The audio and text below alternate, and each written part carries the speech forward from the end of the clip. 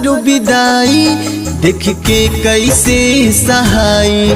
तू जात बाड़ू छोड़ जिंदगी कटले न कटाई।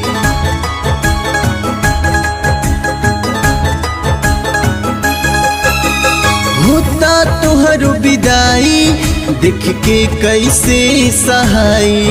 तू जात बाड़ू छोड़ जिंदगी कटले न कटाई। भूल गइल कोइल हमर प्यार हो, भूल गइल कोइल हमर प्यार हो। जात बाट लेके तोहर डोलिया कहार हो। तू लेके चल जाना कोरी जाना हमार हो। जात बाट लेके तोहर डोलिया कहार हो। तू लेके चल जाना कोरी जाना हमार हो।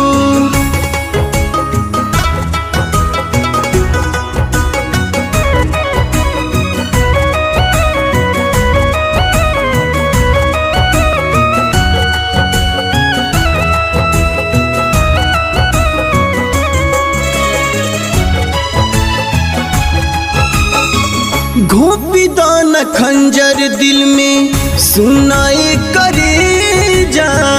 अचारा में बांध के कर्जा काढ़ी ले जा।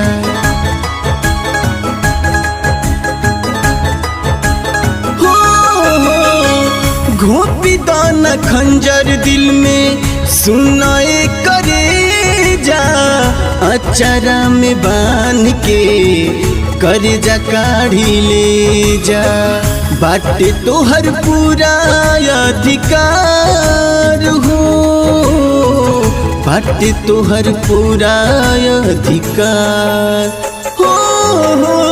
जात बाट लेके तोहर डोलिया कहार हो।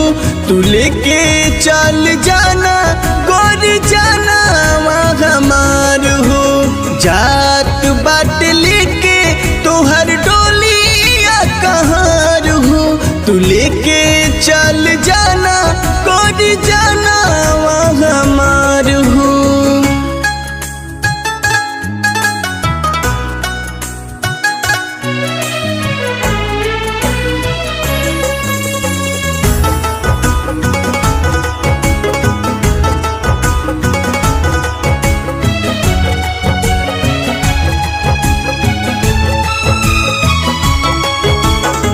नीरज पार शांत के तू पगला बनैलू।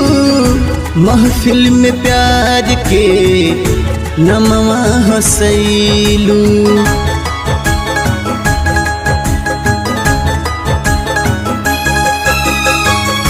बिट्टू सुधांशु के तू पगला बनैलू। महफिल में प्यार के नमवा हसैलू। चारों ओर भइल अंधकार हो, चारों ओर भइल अंधकार हो। जात बाट लेके तोहर डोलिया कहार हो। तू लेके चल जाना कोरी जाना हमार हो। जात बाट लेके तोहर डोलिया कहार हो। तू लेके चल जाना कोरी जाना हमार हो। होता तुहरो विदाई देख के कैसे सहाई। तू जात बाड़ू छोड़ जिंदगी कटले न कटाई।